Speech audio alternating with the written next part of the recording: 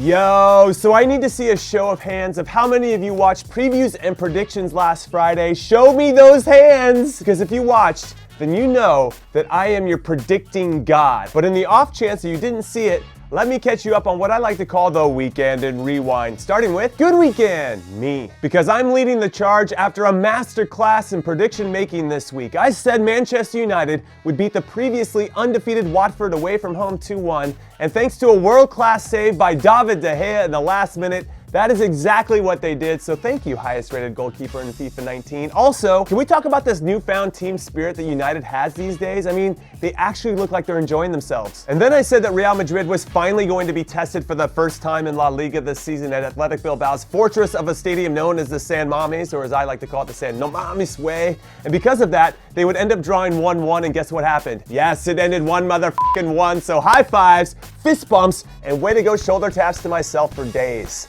I'm so good at this. And then I said Bayern Munich would roll over Bayer Leverkusen, who are god-awful this season, 3-1. And thanks to a James Rodriguez goal in the 89th minute, Bayern beat Bayer Leverkusen 3-1 to remain the only team that is perfect through 4 games in the Bundesliga this season. Not that any of us are that surprised about this because they are so much better than everyone else. So let me just say it like this. Dear Bayern Munich, I do not care if you win the Bundesliga or the DFB Pokal this season because I'm only going to judge you on the Champions League. If you win it, your season is a success. If you don't, your season is a failure. And you know what? The same goes for you too, PSG. Winning your league and your cup competitions are a mere formality because they've become way too easy for you, so you gotta do it in Europe. Now, as for my other predictions, what do they matter? I nailed these 3 with the exact scores, so I can drop this mic that I have lying around. Where is that? Here. Drop. Okay, fine, I missed the Napoli-Fiorentina score. It's just because I thought Fiorentina was going to be up for it, especially since Napoli had been bleeding goals and Fiorentina had been scoring a ton of them. But clearly Napoli manager Carlo Ancelotti has been watching some video, that cheeky bastard, and clearly this channel too. What's up, Carlo? Because Napoli was in complete control the whole game. They created more chances, they got the 1 goal they needed on some excellent movement and a sublime finish by Lorenzo Insigne, and they got their first shutout of the season, so congratulations to them. And I knew I would miss the scoreline for the former clubs of Jimmy Conrad derby between the San Jose Earthquakes and the Sporting Kansas City Wizards because I didn't want to pick one over another out of respect, of course, so I said it was going to be a 2-2 draw. And in reality, Kansas City went into San Jose and kicked their ass 5-1, which unfortunately further proved why the Quakes are the worst team in MLS this season, which led to them firing their coach today. Which means that they're looking for somebody new. You got my number. But I did get very close to the Tottenham-Liverpool scoreline. I said 3-1 with Michel Vorm making a mistake or 2 in goal, when it was actually 2-1 with Michel Vorm making a mistake or 2 in goal. Though in fairness to him, he did make a few pretty good saves too. So I feel like this should almost count for me because I knew Liverpool would win this game. Spurs were outworked and outclassed over the 90 minutes in which, because this was the Reds' first win away from home against an opponent in the top 6 in the last 2 years, I think the last time they did do it was at Stamford Bridge against Chelsea. It's just another piece of evidence that they, and I'm speaking about Liverpool here, are viable title contenders. However, and like I mentioned on Friday, this is only game 1 of a tough 7-game stretch over the next 3 weeks for Liverpool. Fortunately though, they play the next 3 all at Anfield. PSG is up first on Tuesday in the Champions League, then against Southampton in the league on Saturday, before taking on Chelsea next Wednesday in the Carabao Cup, before hitting the road to face Chelsea at Stamford Bridge. Then they travel to Italy to face Napoli, before heading back home to take on Manchester City. And I mean, is it too early and too dramatic to say that that game could decide the league? The one against Man City, that is? I mean, it's possible, right?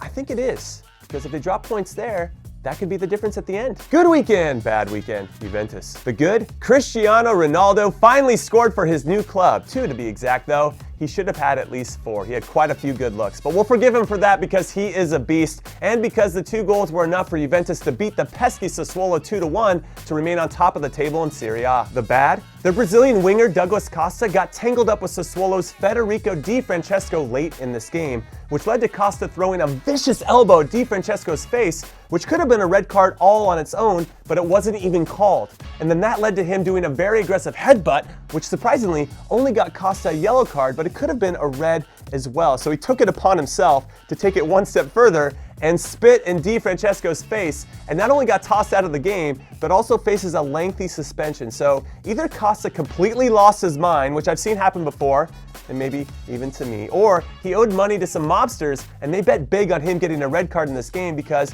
it seemed like he went out of his way to get red carded. And that was a little suspect. Bad weekend, Everton, because you lost to and got outplayed by West Ham at home, which is embarrassing and unacceptable. So my only question for all of you Evertonians or Toffees is, when is Richarlison coming back from his suspension, because you're missing him badly? Good weekend, Barcelona, because even without Leo Messi notching a goal or an assist, they still did the business in their come-from-behind away-from-home 2-1 victory over Real Sociedad, which gives them an incredibly valuable 3 points since their two biggest rivals for the title, Real and Atletico Madrid respectively, both dropped 2 points with their 1-1 draws, which I think hurts a little more for Atleti since they were at home against Eibar and they had to score in the 94th minute just to draw even, which means Barcelona now stand alone at the top of La Liga. And I think that's where they're going to remain all season because they're just better and deeper than the two Madrid clubs this season. And you know I'm right whether you want to admit it to yourself or not. Also, hat tip to Ousmane Dembele for scoring another game-winning goal. The dude is on fire this season. Bad weekend, Monaco. Listen, you had one job this season, fellas.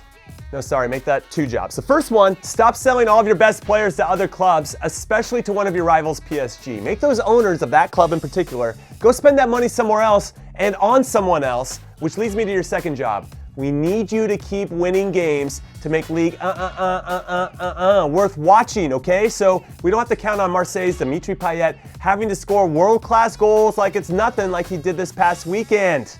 Do you understand the words that are coming out of my mouth? So if you're drawing with Toulouse like you did this weekend, that's not helping the f***ing cause, okay? Good weekend, Zlatan Ibrahimovic. The ageless wonder who currently plies his trade for the LA Galaxy scored his 500th career goal, and what a goal it was, and what was, unfortunately, a 5-3 loss for the Galaxy to reigning MLS Cup champions Toronto FC. But that shouldn't take anything away from this incredible achievement, and I'll put a link to his goal and Dimitri Payet's in the description so you can check them out for yourself and marvel at their greatness. Bad weekend, Schalke. Or more like Scheisse Alka, right? Like what I did there? Because one of the clubs I predicted to get in the top 4 this season have played 3 games and lost all 3, which puts them tied on the bottom of the table with Bayer Leverkusen, and you never want to go full Bayer Leverkusen, especially this season. Also, Schalke hosts Bayern Munich this upcoming weekend, so they're dead. Rest in peace. RIP. 4 losses in a row incoming. Good weekend, Wilfried Zaha. Because honestly, without him in the team, Crystal Palace would easily get relegated this season in my mind, but with him, and with him healthy of course,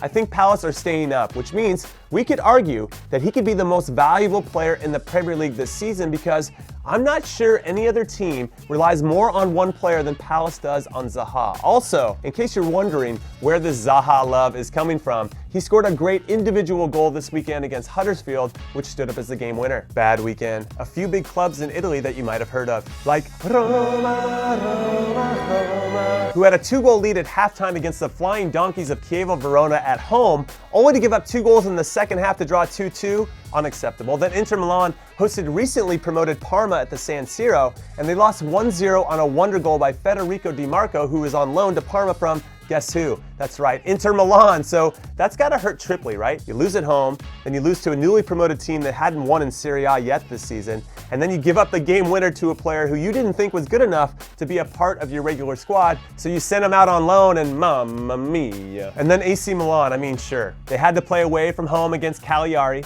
And sure, Gonzalo Higuain scored his first goal for the club in their 1-1 draw, but if Milan really want to be title contenders, or at the very least, sit comfortably in the top 3, they have to win these games against inferior opponents. They have to.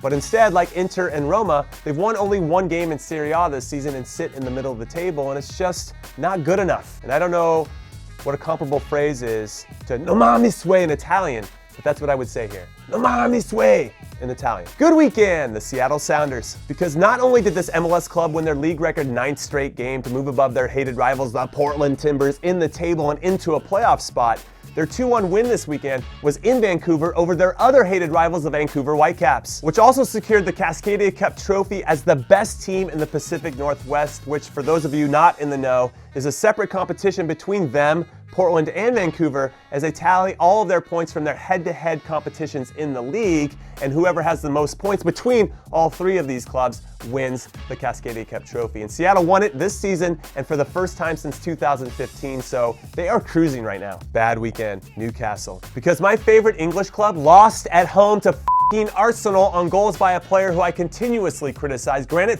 Xhaka, who I still don't think is a good fit for Arsenal, by the way, and another player who I admire and respect, but it doesn't always look like he's trying his hardest. I want to say otherwise, but it really doesn't sometimes. Messi Ozil, so we suck. Good weekend, Bournemouth. A team that I predicted to get relegated this season, if I'm not mistaken.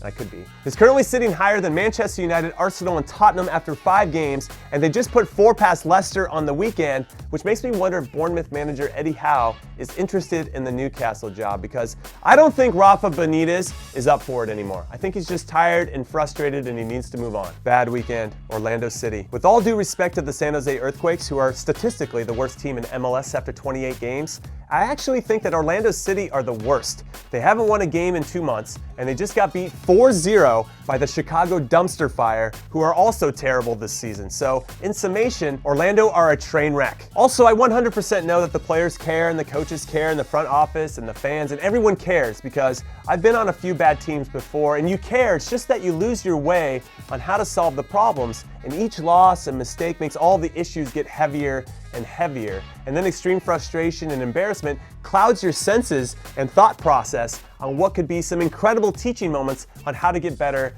as a club on all levels, which this club and its players and coaches could learn from, but that's only if they're willing to be open to learning from these hard times. If they're not, then this form's going to continue. Good weekend, Eden Hazard. With his well-taken hat trick this weekend against Cardiff, which gave his club Chelsea the comprehensive 4-1 win, it keeps them on top of the table, and it puts him on top of the Golden Boot scoring list with 5 goals in 5 games, which means the Belgian international looks to be on pace to break his top goals in a season with the Blues, which currently stands at 19. Also, I wanted to give a shout out to the underappreciated Olivier Giroud, whose wonderful combination and hold-up play set up Hazard's first 2 goals. And honestly, I think he might be a better fit for Chelsea's starting 11 than Alvaro Morata, though I could be wrong.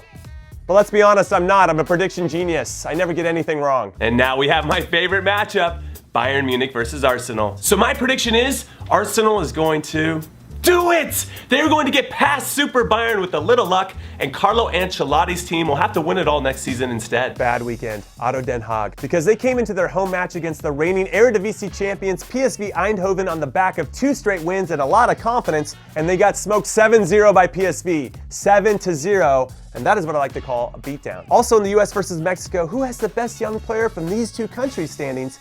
Mexico's Lord and Savior Irving Lozano scored 2 goals in this one for PSV to put his season stats at 4 goals and 1 assist in 5 league games, while America's Lord and Savior Christian Pulisic, who in fairness is 4 years younger than Lozano and plays in a tougher league too, by the way. Just want to throw that out there. Has no goals in the 1 game he played this season because he's out with an injury, so we'll see how this changes when Pulisic returns to the field. Good weekend, Marcelo Bielsa. The coaching legend, also known as Leeds' new manager, and I'm still surprised he ended up there of all places, has already put his stamp on things only after 7 games in the championship. First, they're on top of the table, winning 4 and drawing 3. Second, they're the best possession-based team in the league, a full percentage point better than Frank Lampard's Derby County, and they have the best passing accuracy and the best goal difference, and are second in goals for and tied for second in goals conceded, and I really wish that Marcel Bielsa was my dad, even though he does seem a little bit crazy. Bad weekend, Cruz Azul. The top of the table leaders in Liga MX finally lost their first game of the season this weekend 2-0 to Necaxa, which means the team that is known for being chokers, or the Spurs of Mexico, might be starting their downward spiral, so I'll keep you posted on whether their choking curse is for real this season. Good weekend, the winners of the Warm Baller starter kits. And question for you, did I say 2 winners for predicting the right score for the England-Spain game and then 3 for Tottenham-Liverpool?